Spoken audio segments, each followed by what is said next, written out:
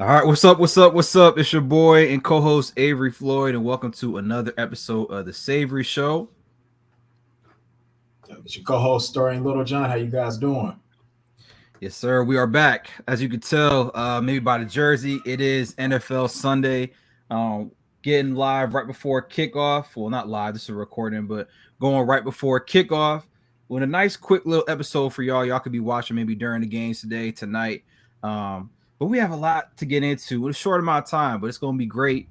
Fun packed show, man. So, bro, let's get right into it. And let me shout out everybody who's been showing support. Instagram, Facebook, and YouTube.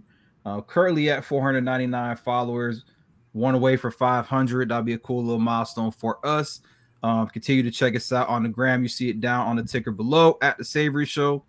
But with that being said, we're gonna get right into it. So, a lot to talk about. It's gonna be NFL focused show today, y'all. And I know there's a lot that we can choose to get into. But we're gonna start with hashtag free OBJ. Odell Beckham is now, I guess, quote unquote, free as he was released by the Cleveland Browns. If you guys now know that on Monday, he will be able to go through the waivers, and if he is not claimed, he'll become a free agent. So, bro, I want to kick it to you first to get into this OBJ topic. What's your thoughts about him getting released in general, and also maybe what are some good fits for Odell? Yeah. So as you just mentioned, OBJ just got released. Just to give you guys just a background of how it led up to this point. Odell Beckham got traded to the Browns in 2019 after he just signed a 5-year deal worth 95 million with the New York Giants with 65 million guarantees. The following year, the football Giants actually traded him to the Cleveland Browns for a first round pick, safety Jarrell Peppers, who was also a former first round pick of the Cleveland Browns as well. During OBJ's first 3 seasons with the Giants, he had 457 targets, 288 receptions, 4,122 yards, and scored 35 touchdowns. He was actually the youngest player to be featured on the cover of the cover of the football game Madden. And he was also named Offensive Rookie of the Year as well. During his time with the Cleveland Browns, OBJ had 210 targets, 114 receptions, 1,586 yards, and just 7 scores. This season alone, he actually had 17 receptions for 232 yards, which was his lowest of his 8-year career. Uh, in regards to where I think that he'll go, bro. To me, there's a list of teams that I've actually it's about like 7 teams for me that I could possibly see him going to. Yep. Green Bay Packers is one, obviously, with him and Aaron Rodgers.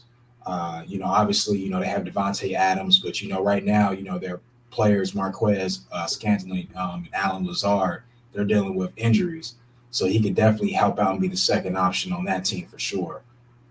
Another team is the New Orleans Saints. Obviously, they're going to be out with their top wide receiver, Michael Thomas, for the remainder of the year, who just found out recently after getting surgery on an ankle injury that it hasn't gotten better. Uh, Also, in my opinion, that possibly could be, number one spot for him as far as if he wants to be the number one option on a pretty good team, if that's what he wants. Because obviously, Marquez Callaway is like their best receiver with 284 receiving yards and 3 touchdowns on the year. He could easily be the number one option there if he came to New Orleans. And plus, that's home for him too, as well. So that's something he might consider if he wants to be the man on a good team. Obviously, Trevor Simeon will be looking to come to him. Obviously, because Jameis Winston is going to, be out for the rest of the year with an ACL injury. So we'll see what happens there. Another team is Las Vegas Raiders. Obviously, we heard the terrible news. That was very unfortunate. Henry Ruggs obviously is facing a felony charge of DUI, which actually killed a young lady in a car crash. So condolences to her and her family for this tragic loss as well. But obviously, with Henry Ruggs being released from the Raiders, that's another possible, spot for him. It's the Derek Carr show in Las Vegas. So obviously he could be number one option there as well. Currently right now, Darren Waller, Hunter Renfrow and Ryan Edwards are pretty much like Derek Carr's main targets. So it'll be interesting to see if the Las Vegas Raiders can pull off getting OBJ. New England Patriots is another team as well. They have Jacoby Myers, Nelson Aguilar, and Kendrick Bourne. In between all them three, bro, they only have 4 touchdowns this season. So they definitely need some weapons. And at times New England kind of take chances on players who kind of come from like a troubled history, Randy Moss, Corey Dillon, just to name a few. So sometimes New England kind of takes those chances. Another one I'm going to surprise you with, bro, to me is the Buffalo Bills. I think that's an interesting one in my opinion.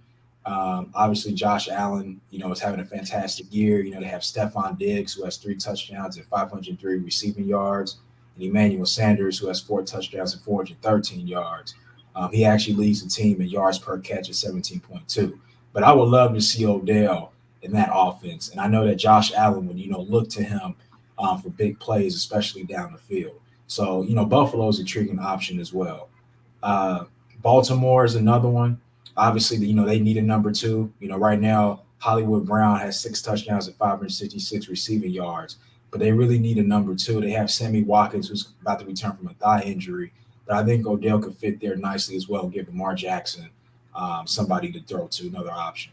And then lastly, I think Kansas City Chiefs as well. Obviously, Tyreek Hill has 735 yards receiving, and Travis Kelce has 4 touchdowns and 560 yards.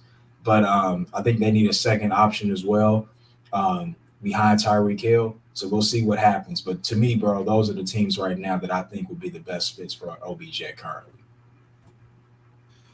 That's a good point, bro. I like all those that you mentioned. I would say personally for myself, the top fits that I personally see, I like New Orleans for the reason that you said, with Michael Thomas being out for the year. Yes, it is also his hometown, obviously New Orleans, right? Went to LSU as well. Obviously, the quarterback play, a little questionable, but he could probably get a lot of targets there in that offense under Sean Payton. Another one that I personally like, the Kansas City Chiefs, bro. Now, obviously, the Chiefs are kind of struggling, as we all know. They obviously have Tyreek Hill. They have Travis Kelce. But when it comes to like a solid number 2 wide receiver, they have guys like Mecole Hardman, DeMarcus Robinson, Byron Pringle, and they also took a chance on Josh Gordon. Honestly, none of them as a number 2 have really been sticking, bro. They lost Sammy Watkins, obviously, who's now with Baltimore. So to me, I think in a high-flying offense, and the Chiefs, as we know, their defense is horrible. They need to put up as many points as possible every game. I think Odell could work. Another, my guy Andy Reid, Big Red in Kansas City, he's another coach that kind of takes chances on guys, a.k.a. Michael Vick, the jersey I'm wearing right now, obviously, and taking chances on guys who may have been, known as, bad teammates or divas or whatever you want to call it. And obviously, Michael Vick had real legal issues. But from Odell, I think he gets a bad rap, honestly, bro. For some reason, I think when it's Odell and another player I think of, and you might chuckle at this, but Cam Newton. And yes, we talk about how they're playing on the field, but bro, I'm talking about how they're like polarizing as NFL athletes. When you think of Odell and Cam, out of the last literally like 10 years, you can't really think of a more polarizing NFL player than really those two. I'm not saying the best, right? Because we know Cam is not the best. Odell has shown that he's been a top 5, top 3 receiver in his prime from like that 2014 to 2018 stretch. But as polarizing, bro, like being that Odell played in New York, having these little kids, want to get their hair blonde and everyone wearing the Odell jersey and dancing on the field and all that. Like he inspired a generation of players that want to come up in the NFL. So to me, bro, the Chiefs, for me personally, I would like to see him go there. The Chiefs obviously needed a lot of help at this moment. I think being in that system with Andy Reid, he's going to get a lot of targets because obviously Tyreek is going to require double teams most of the week, or Travis Kelce might get a double team. So if you put Odell Beckham in there opposite Tyreek and Travis Kelce, it's some fireworks right there in Kansas City, bro. But that's not their problem, though. That's the whole thing.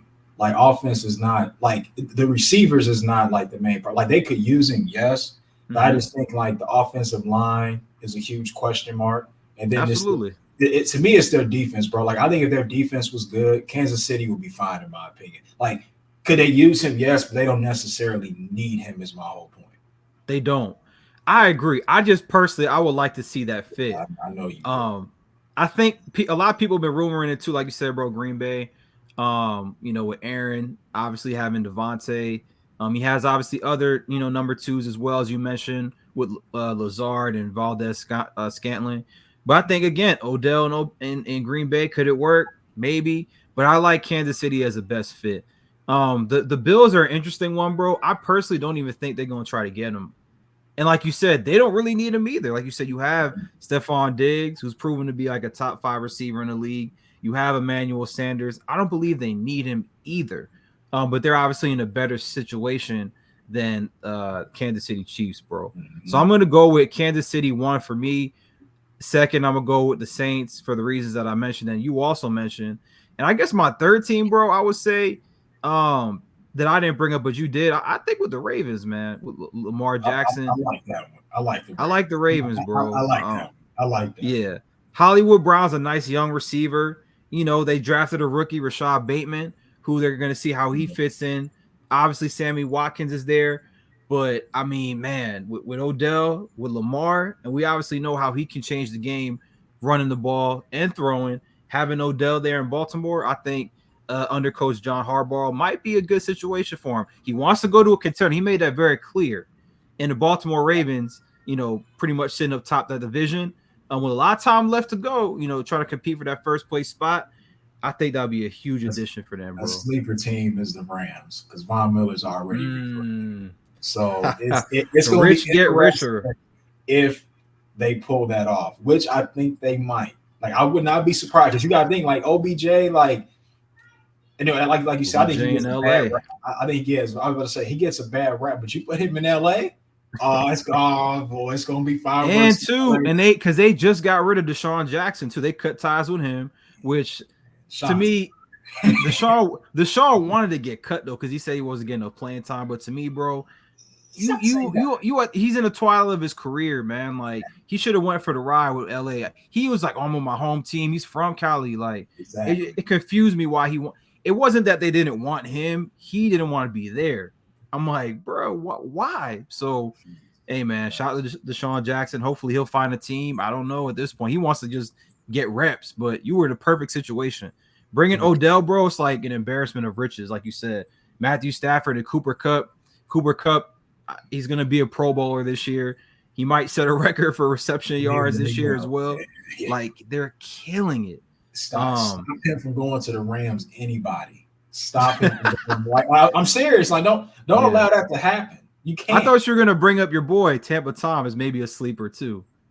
They don't need him. They don't need him, but I think that it's better for him to go to the Rams. I just think when with Tampa Bay, when you have Brown, you have Evans, you have Godwin, and Scotty Miller, like, they have enough weapons as it is. And I honestly think, like, if he went there, like, obviously they would win.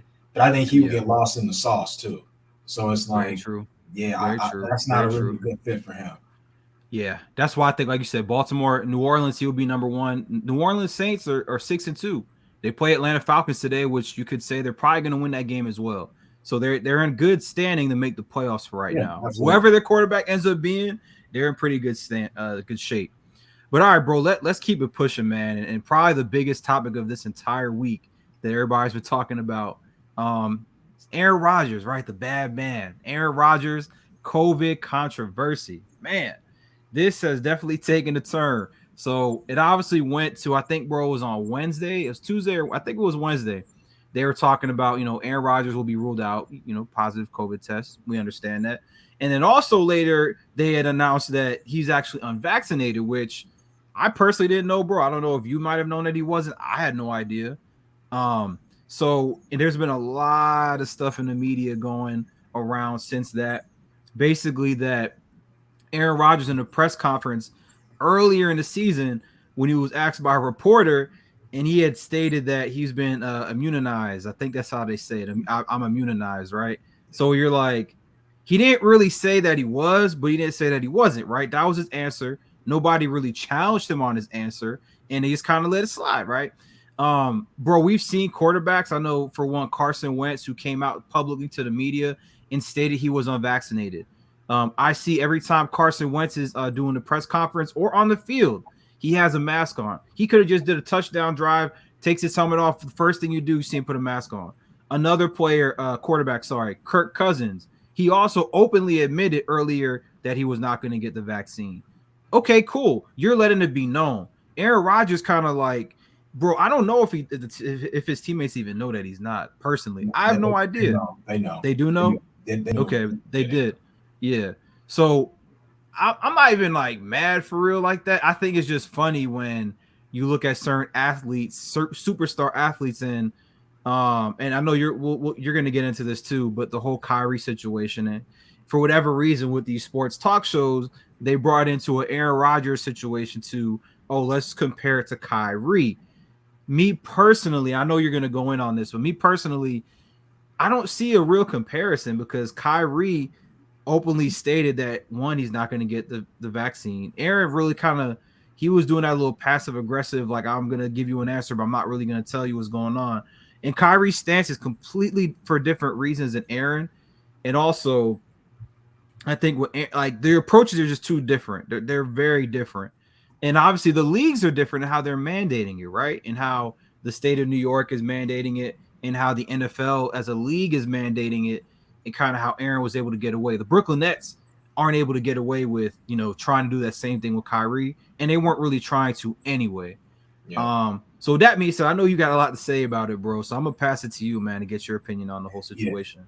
Yeah. So like, I know you kind of just mentioned it, but like the Packers, NFL, and the Players Union have been aware of Aaron's status going back to training camp in July. So like it's been known, it just didn't come out. The media, the national media had no idea. That's the thing. The national media had no idea. But yeah. And then another thing is too, it's like, you've seen clips of him going to, Halloween parties and things like that. Yep. So it's stuff like that too, that you're putting people at risk. Actually what's crazy is he actually doubled down on, Pat McAfee's show on Friday. He said, he's allergic to ingredients in the vaccines. He also accused the media of being on a witch hunt to identify players' vaccination status. He scolded the media for not asking follow-up questions in August. And he said he would have told them he's not an anti-vax flat earther, but is a critical thinker. So that's what, Aaron's response was. Also, another player who actually came out and said he's not going to get vaccinated also was Cole Beasley. He came out and said that, earlier this year as well. So that's just another player also. But go back to your Kyrie comment. And, what bothers me, obviously I'm a Kyrie Irving fan. Everybody knows that. I know at times, Kyrie does certain things that's just not, a lot of people don't like. It's not a popular, opinion. But I think, when you watch, the sports shows, particularly ESPN First Take, Stephen A. called, Aaron Rodgers a liar, but he's also a huge Aaron Rodgers fan. The bad man comment came from him. And when he said Aaron Rodgers was a liar, he really didn't have that same feeling that he had towards Kyrie when he talked about Kyrie not getting vaccinated. And Jay Williams, there was no WWE, not to cut you off. There was no WWE, Vince McMahon, like he didn't get hype. He was just like, oh, he's a liar. He lied. Yep. Like everybody knows how Stephen A. is. When he is going in on somebody, when somebody did messed up, or he's talking about, smoking weed and all this other stuff, and all these NBA players as he went in on KD years ago, and now Kyrie, obviously, like he's very animated when he's really trying to get his point, when he's, ticked off or trying to make a message. But with Aaron, it's just like, oh, he lied. He flat out lied. Like it wasn't good. It wasn't sitting right with a lot of people. But because that goes back to the point I just made. He's an Aaron Rodgers fan. I mean, bro, you can go back. Like I'll take it like here as well. Like things that he says about Dallas Cowboys, and I get Dallas Cowboys fan base and things like that. But my whole thing is this: like he doesn't get as animated when he talks about his New York Knicks. Knicks fans are horrible as well. They haven't won nothing since 1972.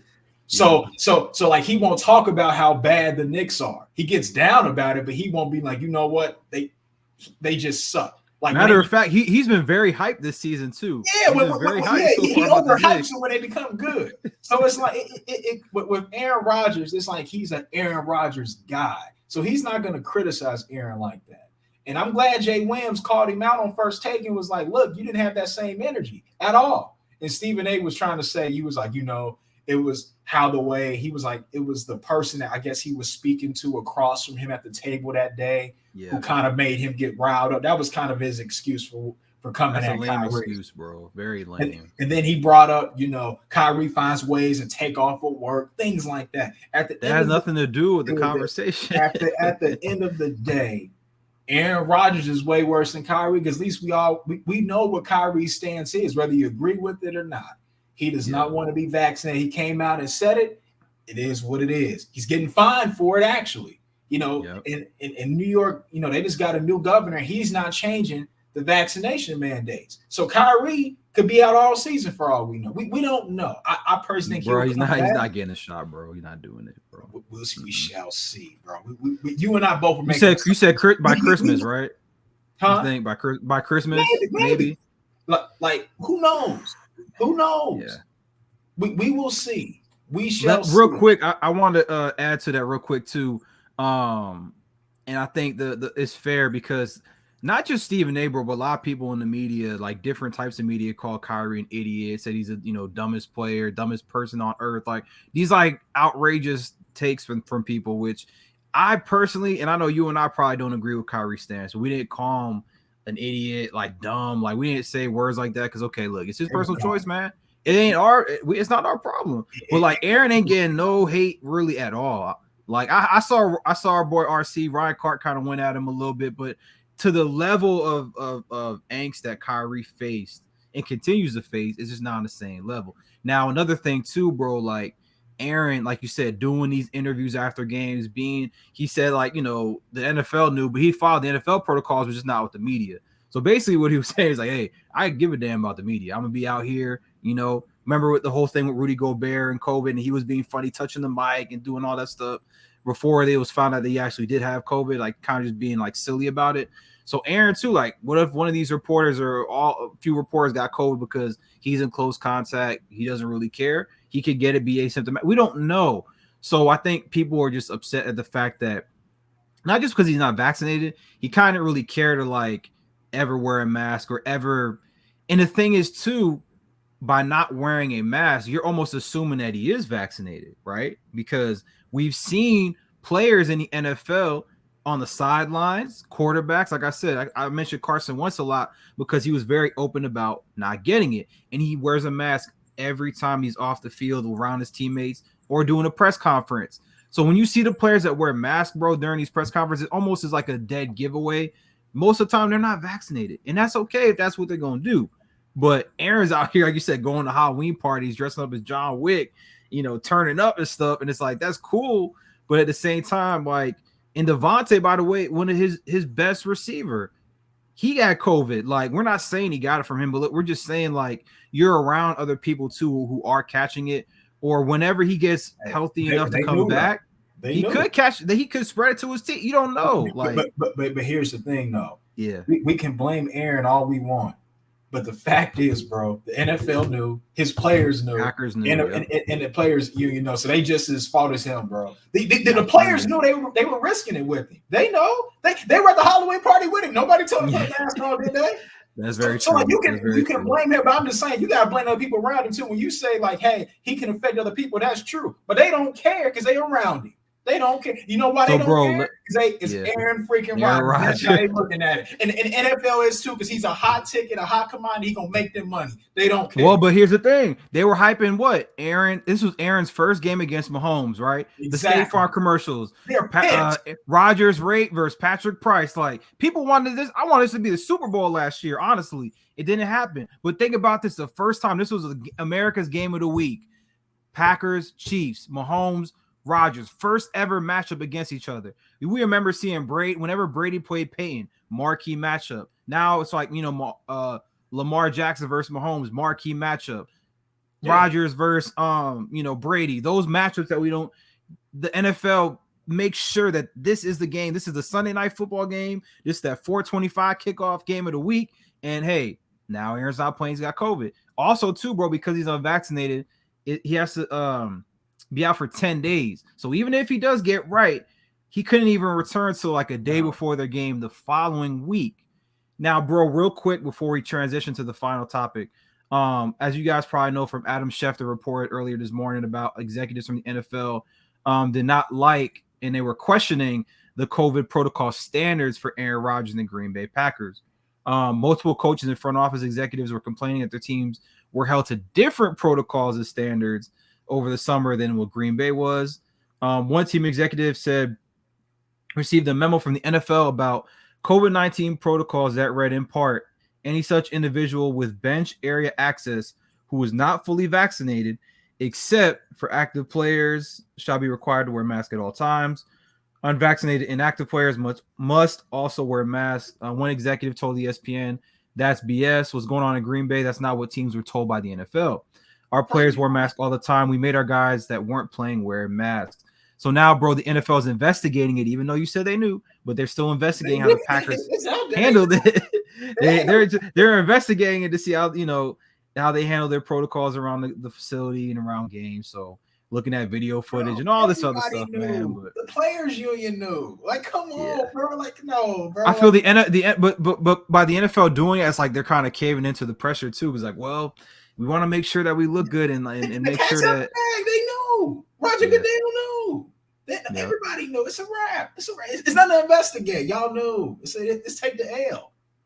You're right, man. So, well, look, we're gonna see Jordan Love against Mahomes. Maybe he was their first round pick a few years back that obviously Aaron did not like. We'll see. Maybe he's got it. Kansas City's defense is not good. Maybe he puts on a show. We'll see. So we'll get to see, I guess, the future of Green Bay versus Mahomes. Should be a good game regardless. Aaron, get well, man. We'll see. We'll see him back on the field soon. But I think the biggest part, though, like the whole Kyrie thing, he shouldn't have been brought up into this comparison. Honestly, he shouldn't have. Are you surprised, though? I'm not. I knew it was going to happen. I'm not surprised, but it's just like, come on, man. Like, why you got he must have did something to somebody because what do you mean? Dragged Kyrie. I'm saying that the way that they drag him through the media. That's what I mean. You know why, don't you? Ain't no secret. He left LeBron. Like when you leave LeBron, this is what's gonna happen to you. So you can't leave LeBron. Then you talk about social injustice issues, and then you take time off for a couple of weeks due to whatever. Yep. Some people said it was mental health, and then COVID, about getting vaccinated. People are gonna come at Kyrie, bro, and it all stemmed from the day he left LeBron. That's when the media turned on him. That's when it started. If you want to, it's crazy, man. But all right, y'all.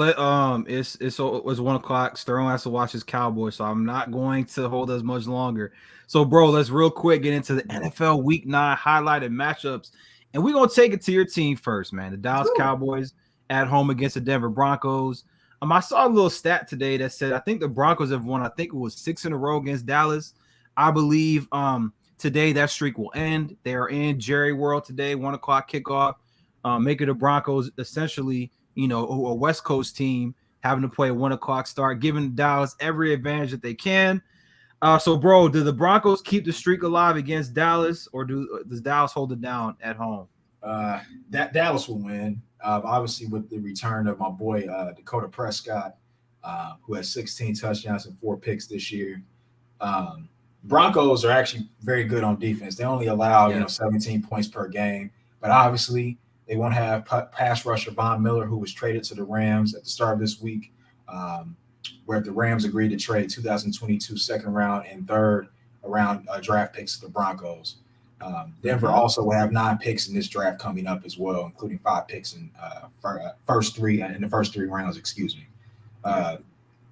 Obviously, having Von Miller not there is obviously going to help Dallas just because Tyron Smith's going to be out today, with an injury, so he's not going to be playing. The Cowboys. I did not know that. Ooh, yeah, he's not playing today. The Cowboys have actually scored at least 35 points in 8 straight home games with Dak Prescott as their starter. Cowboys have over 3,000 total yards this season. When they play in a game, they have about 459 per game. They could become the 5th team with 3,600 total yards through the first 8 games of a season in the Super Bowl era. It'll be the first since 2014 Colts. Obviously, you have, CD Lamb, who has 4 touchdowns and 609 yards receiving, and Amari Cooper, who has 5 touchdowns and 495 yards receiving. Hopefully we get Michael Gallup hopefully next week, because he's not going to play this week after his calf injury. But, obviously with CD and Amari, and also, we have Wilson as well. The weapons that we have would just be great. Lamb is actually attempting to become the first Cowboy player with 100 receiving yards in 3 straight games since Terrell Owens did it in 2007 as well. And then, obviously with our running game as well, we have Zeke, who has 5 touchdowns and over 500 yards rushing. And I just think with all those combined weapons, and obviously with the defense playing good with Randy Gregory and Trayvon Diggs and the crew, I just think Dallas probably win the game today, probably about 34-20, I would say, in my opinion. Y'all favored by I think 10. 10, which I believe, man. The Broncos, man, they're not gonna get it done, man. In Dallas, I don't believe it either. Dallas will continue to roll. Y'all would have won if Cooper Rush was starting again, in my opinion. I truly believe that. Like you said, man, y'all, set to win the division. I know it's early and you don't want to admit it, but it's all good.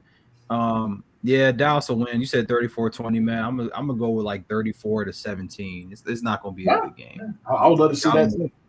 Y'all gonna roll over them. All right, man. So let's get to the next game. Next highlighted game, I guess, because we got to get into it, bro. We got to get into the Eagles against the Chargers. You know what I'm saying? Philly.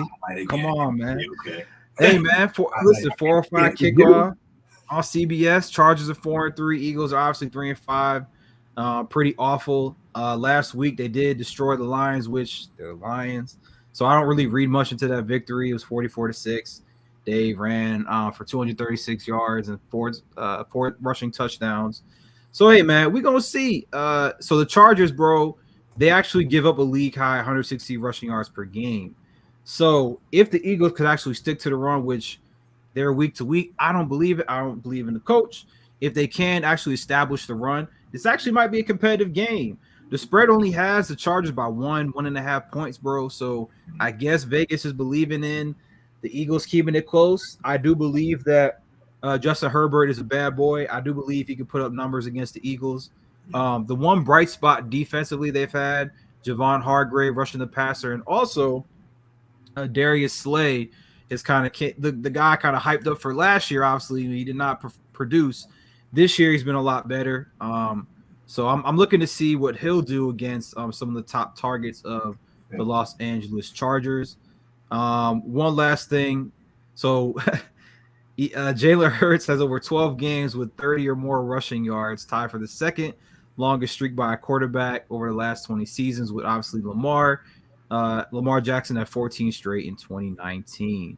I'm looking to see, bro. I want to see if my guy Devontae Smith, Heisman Trophy winner, rookie, if he can get in the end zone, man. They got to get this man the ball.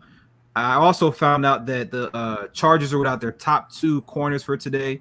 Rookie stud Asante Samuel Jr., who I wish went to Philly. It's all good. He's been balling, and their other cornerback, Davis, is also out. So, obviously, if you establish the run, get that play action pass going, get the crosser routes and drag routes to Goddard, hit up Devontae on some slants, go deep with Quez Watkins. Maybe we got something today, bro. I don't know. I'm feeling good. I'm wearing a jersey, obviously. I don't normally do this anymore because normally whenever I do this, they don't win. But it's all good. I'm still going to root for them, man. I got the game on locally today. I don't got to stream it. So I'm excited about that. But, bro, I want to know your opinion, man. Did the Birds get it done, or am I going to be, disappointed yet again? Yeah, no, y'all taking that L. But Justin Herbert, obviously you mentioned he's a bad boy. He has 16 touchdowns and 6 interceptions this season. I think he'll be able to really attack your guys' corners. Harvest up, man. Mike Williams has 6 touchdowns, 517 yards, and Keenan Allen, even though he doesn't have many touchdowns, he has 2.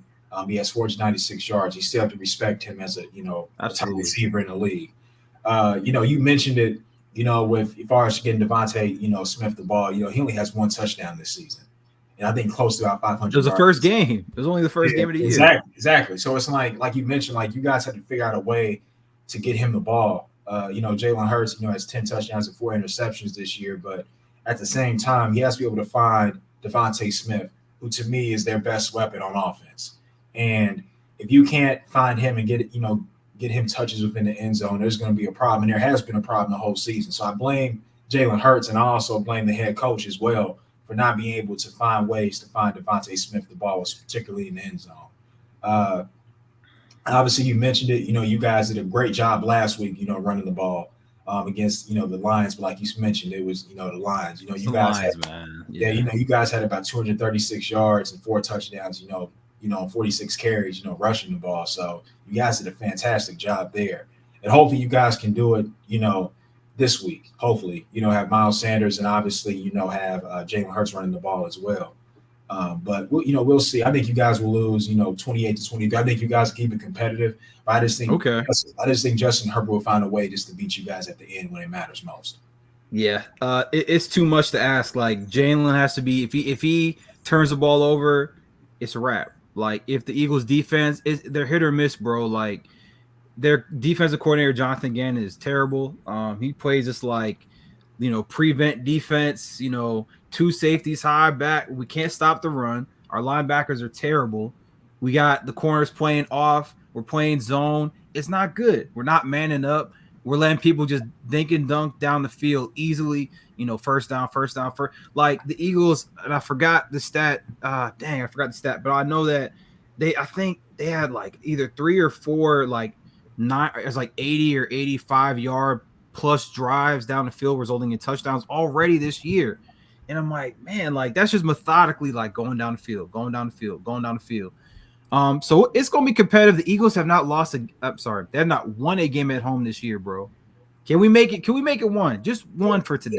Can we do? Talking about your Eagles, we don't care no more. You guys are trash. Stop it. Stop. Why are you?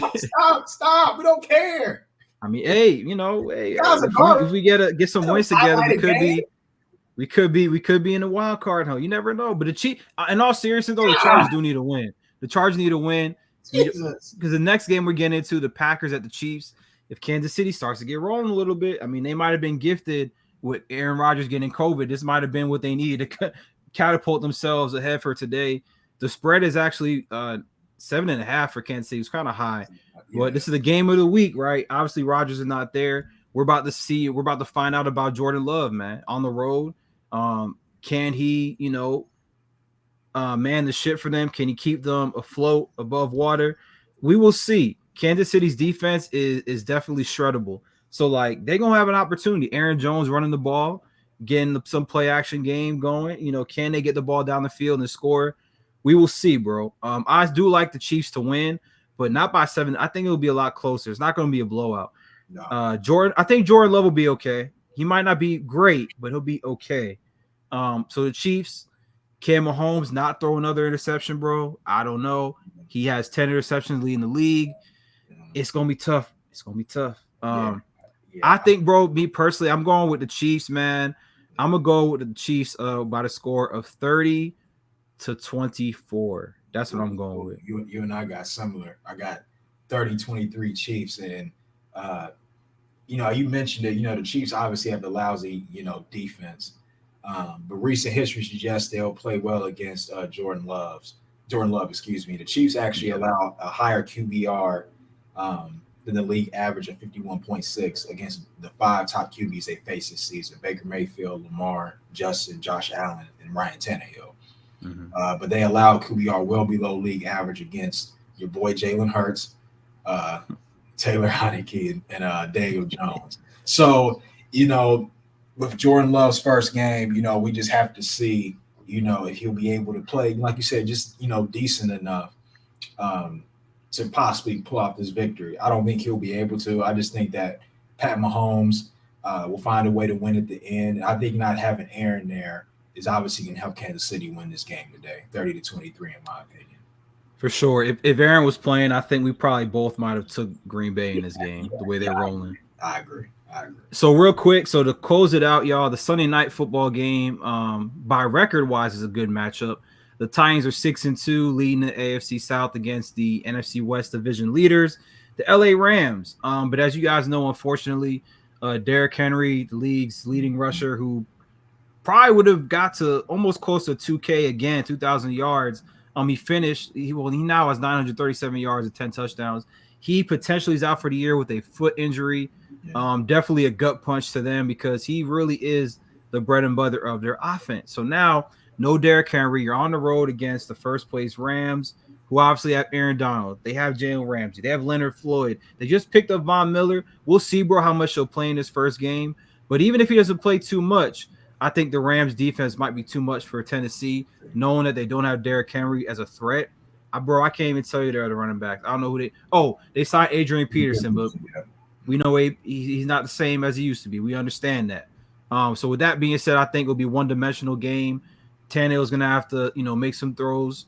He does have the receivers to do it. He has A.J. Brown. He does have Julio Jones. But with that being said, Rams are rolling right now, man. That connection with Matthew Stafford, the Cooper Kupp, best in the league. He's killing it, man. He's killing it.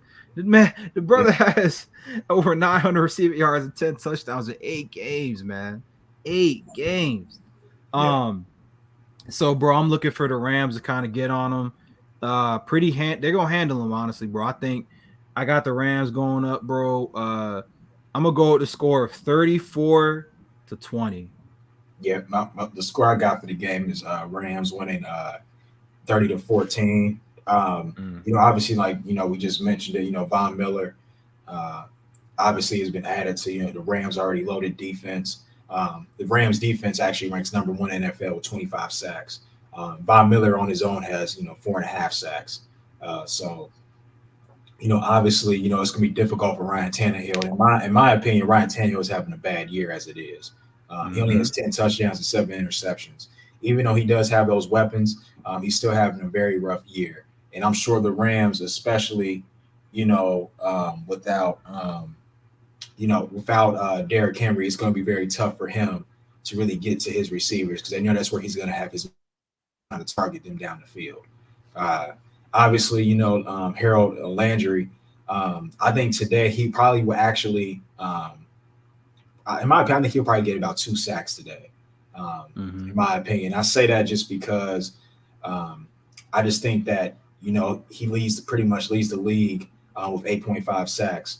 Not the league, excuse me. I'm saying he has 8.5 sacks. Excuse me. I apologize. First team, yeah.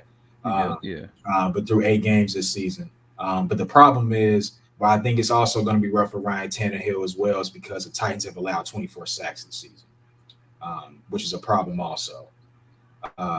And then also, the Titans allow the league worst 216 passing yards per game to wide receivers. So that obviously means they're gonna tear him up. They're gonna tear him up. Yeah, Cooper Kupp's gonna go off. Robert Woods, all of them, man. Yeah, and then even though I think that Landry will get to Stafford a few times, I still think Stafford's gonna ball out. To me, he's leading the league. I mean, he's leading MVP vote getter in my opinion at this current moment. I mean, he has 22 touchdowns and 4 interceptions.